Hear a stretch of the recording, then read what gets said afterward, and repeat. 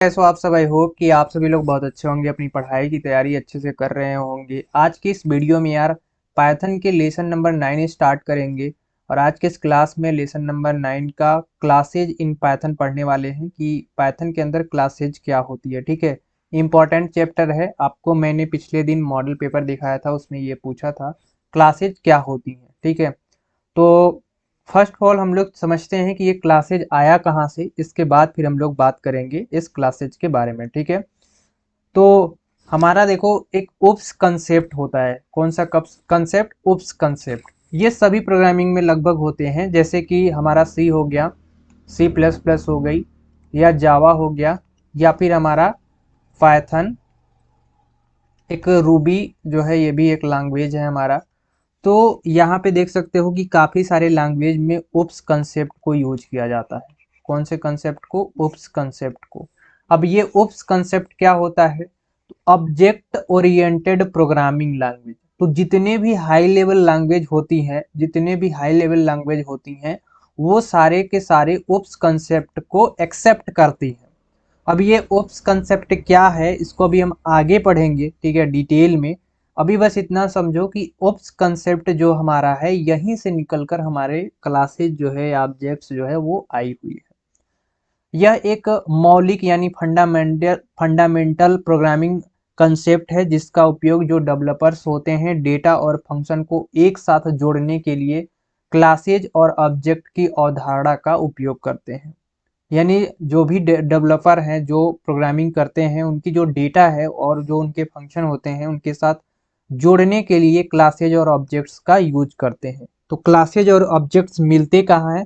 तो यही उप्स का जो कंसेप्ट है, इसी के फंडामेंटल बिल्डिंग ब्लॉक्स के अंदर मिलते हैं। फंडामेंटल बिल्डिंग ब्लॉक्स के अंदर हमारा जो उप्स है, इस उप्स के अंदर ही हमारा यहाँ पे क्लासेज और ऑब्जेक्ट देखने को मिलेगी। तो ये हमारा ओप्स का बिल्डिंग ब्लॉक्स है।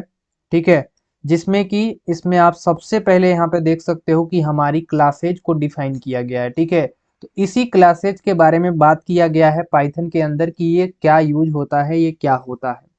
इसके बाद फिर हमारा यहाँ पे आ जाता है ऑब्जेक्ट। ठीक है, ये दूसरा हमारा क्या जाता है? ऑब्जेक्ट। इसके बाद फिर एट्रीब्यूट्स होते हैं, मेथड होते हैं, कुछ इनके और बिल्डिंग ब्लॉक्स हैं। ठीक है, मेन हमारा क्या है? क्लासेज है, ऑब्जेक्ट्स हैं। ठीक है, इसी तरह से नीचे अगर हम आते हैं तो एक और हमारे यहाँ पे ऑब्जेक्ट ओरिएंटेड प्रोग्रामिंग के कुछ भाग मिल जाते हैं, जो कि यहाँ पे इनहेरिटेंस हो गया, पॉलीमॉर्फिज्म हो गई, अब्स्ट्रैक्शंस हो गया, इनकैप्सुलेशंस हो गई। ठीक है, तो ये सारे के सारे नाम याद रख लेना। पहला कौन सा हो गया? क्लासेज। ठीक है, दूसरा हमारा ऑब्जेक्ट होता है। ये उप्स के टाइप हैं। ठीक है, आपसे क्वेश्चन में पूछ भी दिया जा सकता है कि उप्स कंसेप्ट कौन कौन से, तो ये उप्स के टाइप है। पहला हमारा क्लासेज हो गया, दूसरा ऑब्जेक्ट्स हो गए, तीसरे की अगर हम बात करें तो इनहेरिटेंस, चौथा हमारा होता है अब्स्ट्रैक्शन, पांचवा होता है इनकैप्सुलेशंस,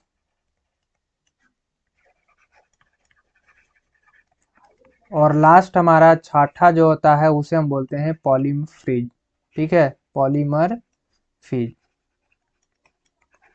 तो 6 टाइप से आपको उप्स कंसेप्ट पाइथन के अंदर पढ़ने होते हैं, जावा के भी अंदर पढ़ने होते हैं, सी प्लस प्लस के अंदर पढ़ने होते हैं। बहुत सारे ऐसे प्रोग्रामिंग लैंग्वेज हैं जहाँ पे हमने पढ़ने होते हैं। ठीक है, तो अगर आपके एग्जाम के अंदर पूछेगा तो बस टाइप्स आपसे आपके बारे में पूछेगा, ज़्यादा इसके बारे में नहीं पूछेगा।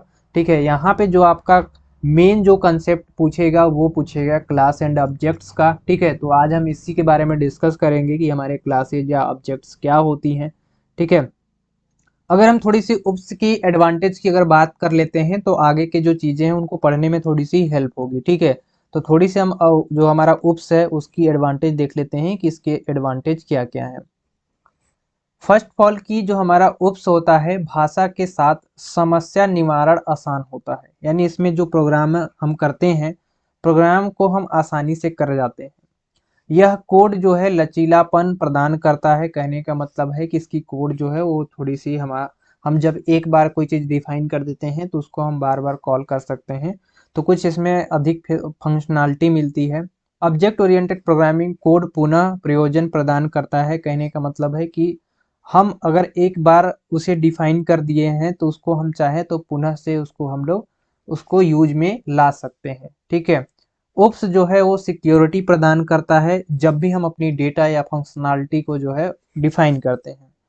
ओप्स में डेटा जो हमारी रिडंडेंसी होती है उसकी एक ये फ़ायदा मानी जाती है। साथ ही साथ काफ़ी हेल्प करता है हमारे प्रोग्रामिंग लैंग्वेज में ओप्स। ठीक है। अब यहाँ पे हमने बेस्ट ओप्स लैंग्वेज हमने बताई दिए हैं कि कौन कौन से लैंग्वेज है। आपको अगर एग्जाम के अंदर आ गया कि कौन कौन से ओप्स कंसेप्ट के लैंग्वेज कौन कौन मतलब बेस्ट लैंग्वेज है, तो आप सी प्लस प्लस को लिख सकते हैं, जावा को लिख सकते हैं, पाइथन को लिख सकते हैं और रूबी। ये जो है ये उप्स कंसेप्ट सारे के सारे जितने भी प्रोग्रामिंग लैंग्वेज है सारे में उस उप्स कंसेप्ट लगाई जाती है। अब हम लोग क्लासेज के बारे में बात करेंगे। ठीक है। देखो क्लासेज क्या है। क्लास एक यूजर डिफाइंड डेटा टाइप है। क्लासेज में आप वेरिएबल के साथ उनमें संबंधित फंक्शन भी बना सकते हैं जिनके बाद ऑब्जेक्ट के द्वारा एक्सेस किया जा सकता है। देखो हमारा क्लासेज जो है, क्लासेज को जब हम डिफाइन करते हैं तो उसको हम वेरिएबल के साथ डिफाइन करते हैं। इसको थोड़ा सा हम लोग अच्छे से डिटेल में पढ़ेंगे। क्लासेज डेटा और उनके जो फंक्शनैलिटी होती है उनके बाउंड करने का एक माध्यम होता है, बाउंड करने का माध्यम होता है। यदि पाइथन की बात की जाए तो डेटा को क्लास वेरिएबल द्वारा रिप्रेजेंट किया जाता है जिन्हें हम एट्रीब्यूट भी कहते हैं। अब जब कभी भी हमें अगर पाइथन के अंदर डेटा को अगर एक्सेस करना है या फिर जैसे क्लासेज जो है हमारा, इस क्लासेज को अगर हमें यूज करने हैं तो हमारा जो यहाँ पे क्लास वेरिएबल्स होगा वहीं पे हम इसका रिप्रेजेंट करते हैं। तो वेरिएबल्स जो भी होंगे उसके साथ ही हम रिप्रेजेंट करते हैं। अभी हम जब प्रोग्राम देखेंगे तो प्रोग्राम में समझेंगे कि कहाँ पे हमारा कैसे क्लासेज यूज हो रही है। ठीक है। या उसका सिंटेक्स वगैरह देखेंगे तो किस तरह से हम क्रिएट कर सकते हैं। बाकी काफ़ी सारी चीज़ें हमने डिस्कस कर ली है क्लास के बारे में कि क्लास हमारे कहाँ से आए थे। थोड़ी सी हम क्लास के बारे में और डिटेल से समझाने की कोशिश करते हैं जिससे कि आप लोग अच्छे से समझ पाओ। जैसे कि मान लो कि हमारे रियल लाइफ के अंदर जैसे एक मान लो कि हमें एक कार खरीदनी है। क्या खरीदनी है? कार खरीदनी है। ठीक है। तो मैं कार इस तरह से कुछ बना लेता हूँ। तो ये कार का जो प्रिंट है यानी कह सकते हैं इसको ब्लू प्रिंट, ब्लू प्रिंट। ठीक है। ये जो कार का ब्लू प्रिंट है मतलब ये कार हमारा अभी तक बना नहीं है, ये कहीं पे इसको हमने मॉडल बनाया है। क्या बोल सकते हैं? इसको मॉडल बनाया है। ठीक है।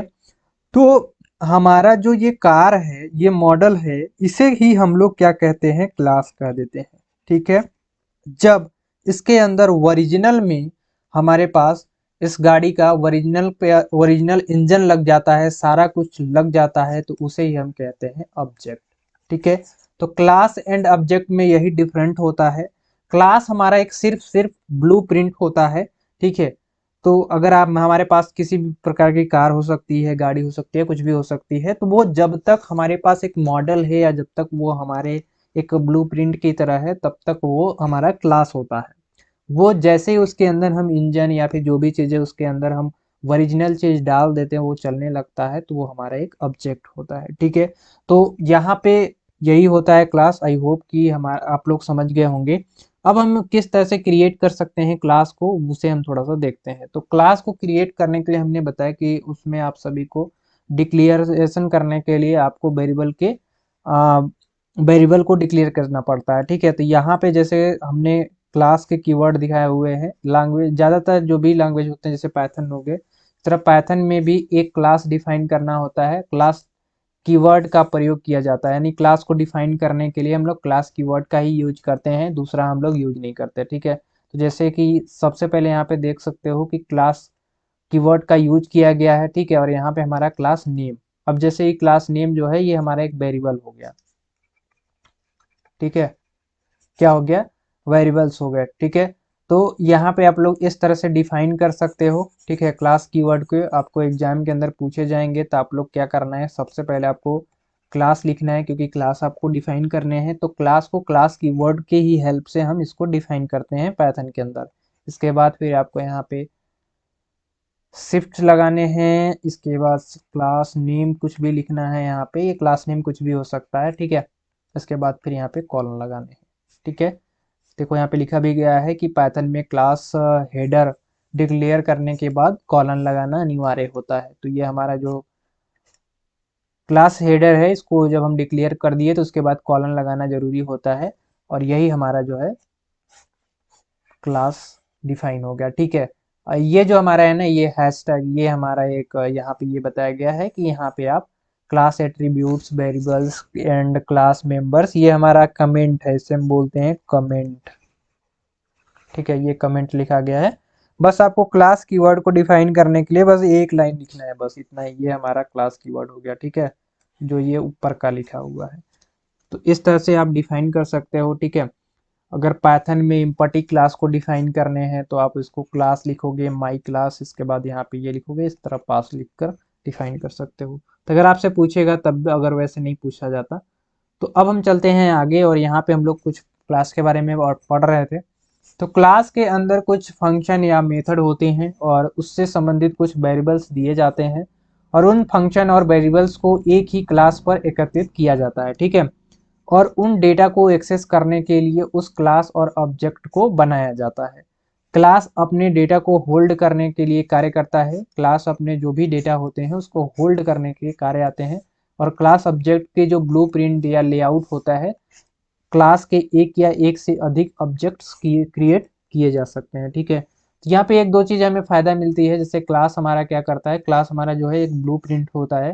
ठीक है, ब्लूप्रिंट या उसको लेआउट भी बोल सकते हैं। और क्लास जो है हमारा एक या एक से अधिक ऑब्जेक्ट को क्रिएट करने में हेल्प आता है। तो हमारे जो ऑब्जेक्ट हैं, इस ऑब्जेक्ट्स को एक या एक से अधिक क्रिएट करने के लिए हमें हेल्प करता है। जैसे हमने बताया ना, अभी कार का एग्जाम्पल दिया था हमने। तो कार, हमारा कार का जो ब्लूप्रिंट है, ब्लूप्रिंट जो है हमारा, वो एक क्लास है। ठीक है।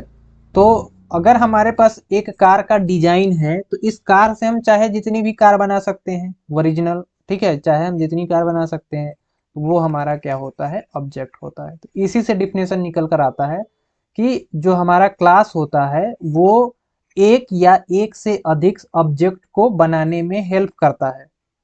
ठीक है, एक या एक से अधिक ऑब्जेक्ट को क्रिएट करने में हेल्प करता है। समझ गए बात, यही बताना चाहते थे। आई होप कि आप लोग समझे होंगे। एक बार थोड़ा सा मैं और हिंट दे देता हूँ जिससे कि आप लोग समझ में आ जाए। देखो, क्लास क्या है, क्लास एक हमारा ब्लूप्रिंट है। ब्लूप्रिंट का मतलब क्या हो गया कि अगर मान लो कि हमारे पास एक बाइक है या गाड़ी है या फोर व्हीलर लेनी है, तो फोर व्हीलर में सबसे पहले आप लोग देखते हो डिजाइन, कि ये डिजाइन जो है, या सबसे पहले बनाते हो उसकी डिजाइन। डिजाइन जब हम इसकी क्रिएट कर लेते हैं, तब फिर इसका जो मेन पार्ट होता है, जैसे कि हमें इंजन लगाने हैं उसके अंदर, फिर हमें ये लगाने, वो लगाने, जो भी चीज लगाने हैं, वो हमारा आ जाता है कि इसमें ऑब्जेक्ट में। तो ये हमारा क्लास हो गया। तो क्लास की हेल्प से, माने इस ब्लूप्रिंट की हेल्प से, हम एक या एक से अधिक जो है ऑब्जेक्ट को बना सकते हैं, माने एक या एक से अधिक कार को बना सकते हैं। वही हमारा जो है क्लासेज कहलाता है। ठीक है। अब देखो, क्लासेज ऑब्जेक्ट का उपयोग कहाँ होता है, तो क्लास के वेरिएबल्स की वैल्यू चेंज करने के लिए किया जाता है। माने जो भी क्लास होंगे उसके वेरिएबल्स जो होते हैं उनकी वैल्यू को चेंज करने के लिए यूज किया जाता है। क्लास नेम या क्लास ऑब्जेक्ट का प्रयोग किया जाता है। तो हमने क्या लिखा था, क्लास, इसके बाद फिर हमने लिखा था क्लास नेम, इसके बाद सेमीकोलन। ठीक है। तो यहाँ पे उसके नेम या फिर वेरिएबल्स की जो वैल्यू होती है उसको चेंज करने के लिए काम आता है। तो ये क्लास बस सिर्फ यही है। ठीक है। अब क्लास को क्रिएट करने के लिए भी हमने बता दिया कि सबसे पहले आपको क्रिएट करने हैं तो क्लास कीवर्ड का यूज करना पड़ेगा। यहाँ पे आप जो भी नाम लिखना चाहो लिख सकते हो, ये हमने बताए हैं, याद रख लेना। ठीक है, ये आपके एग्जाम के अंदर पूछे जाएंगे। ये इधर कुछ भी नहीं है, ये आपका एक कमेंट मान सकते हो, या जो भी आप इधर कुछ लिखना चाहो। सबसे पहले आपको क्लास कीवर्ड को या क्लास को क्रिएट करना है तो क्लास लिखोगे। देन यहाँ पे आप वेरिएबल का नाम कुछ भी लिख सकते हो। ठीक है, उसका टेंशन मत लेना, यहाँ पे वेरिएबल का नाम कुछ भी लिख सकते हो, ये तुम्हारी मर्जी। माई क्लास, ठीक है, योर क्लास, नेम क्लास, जो लिखना है वो लिख सकते हो। तो ये आपका जो है क्लास इस तरह से डिफाइन होता है। ठीक है। इस क्वेश्चन में आपको कुछ नहीं है ज़्यादा, क्लास के बारे में पूछा गया है। ठीक है। इसकी नोट्स आपको चाहिए तो नोट्स आपको मिल जाएगी, ओप्स के बारे में अभी हमने आपको अच्छे से पीछे भी शुरू में ही बता दिया, ऑब्जेक्ट ओरिएंटेड प्रोग्रामिंग वही यहाँ पे दिया भी गया है, ओप्स कंसेप्ट होता है, ठीक है। तो ऑब्जेक्ट ओरिएंटेड प्रोग्रामिंग के बारे में बताया, वहीं से हमारा ये आया हुआ है, उसकी हम लाभ भी आप सभी को बता दिए हैं। तो इस चैप्टर में कुछ था नहीं खास, ठीक है। ये देखो, inheritance of object oriented programming का एक भाग होता है जो इनहेरिटेंस के बारे में हमने बताया। इनहेरिटेंस जो होता है उसमें एक या एक से अधिक क्लासेज होती हैं। इनहेरिटेंस में दो प्रकार की मुख्य क्लासेज अनिवार्य होती है, ठीक है। तो एक या एक से अधिक क्लासेज होती है इनहेरिटेंस के अंदर। पहला देखो, मुख्य जो होता है दो टाइप के होते हैं, एक तो बेसिक क्लास होते हैं जो कि पेरेंट्स होते हैं सबसे ऊपर, ठीक है। इसके बाद फिर हमारा नीचे ड्राइव किया गया होता है ड्राइव क्लास जो कि चाइल्ड होते हैं, कुछ इस तरह से होते हैं। थोड़ा सा मैं इसको एग्जांपल के थ्रू आपको बता देता हूँ। सबसे पहले हमारा ऊपर जो है वो पेरेंट्स होते हैं, इसके बाद फिर हमारे यहाँ पे चाइल्ड होते हैं, ठीक है। चाइल्ड के लिए कुछ इस तरह से बना रहता है, सी सी सी, सी फॉर चाइल्ड और पी फॉर पेरेंट्स, ठीक है। तो इस तरह से हमारा इनहेरिटेंस होता है। सभी लोग अपना एग्जाम के अंदर बना लेना, ठीक है। तो बेसिक क्लास सबसे ऊपर, इसके बाद ड्राइव क्लास होते हैं। ड्राइव क्लास का मतलब होता है कि उसको ड्राइव किया गया होता है 1 2 3 4 5 6 के अंदर, ठीक है। तो आज की इस क्लास में बस इतना ही था। आई होप कि आपको वीडियो पसंद आई होगी। नेक्स्ट क्लास में हम लास्ट जो हमारा लेसन है, लेसन नंबर 10, रेगुलर एक्सप्रेशंस, ठीक है। तो रेगुलर एक्सप्रेशंस नेक्स्ट क्लास में पढ़ेंगे। आज की इस क्लास में बस इतना ही। तब तक के लिए tell them keep learning and keep exploring.